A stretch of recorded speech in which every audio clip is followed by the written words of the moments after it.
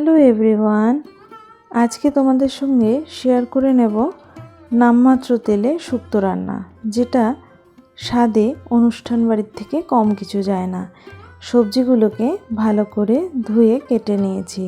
এবার মিক্সিং জারের মধ্যে সাদা সর্ষে, রাঁধুনি, পোস্ত, আদা, তার সঙ্গে কাজু বাদাম দিয়ে একটা পেস্ট বানিয়ে নেব।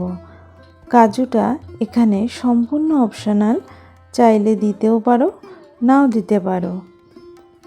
এখানে যেহেতু আমি একদম তেল কমে করছি, তো এটা যারা বাড়িতে পেশেন্টও আছে তাদের জন্য হেলদি।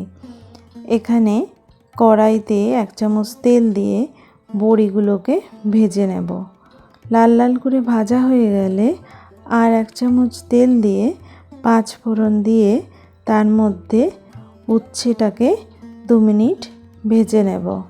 তারপর দিয়ে দেবো বেগুন আর উচ্ছেটাকে একসঙ্গে মিশিয়ে নুন দিয়ে কড়া করে ভেজে নেব। উচ্ছে আর বেগুনটা শুক্তোতে একটু কড়া করে ভাজা হলে কিন্তু মন্দ লাগে না।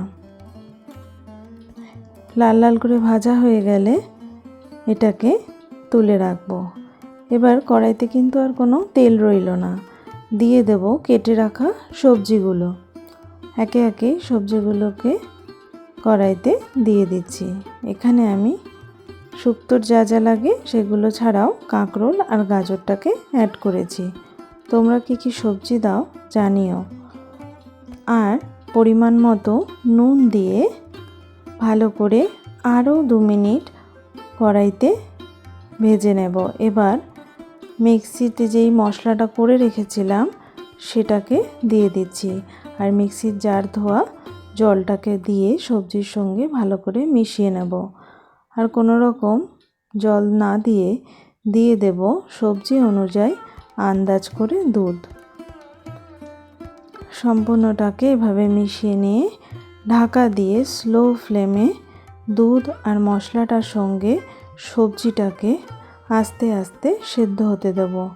ভালো করে সব সেদ্ধ হয়ে এলে দিয়ে দেব নামানোর 2 মিনিট আগে ভেজে রাখা উচ্ছে, বেগুন আর বড়িটা।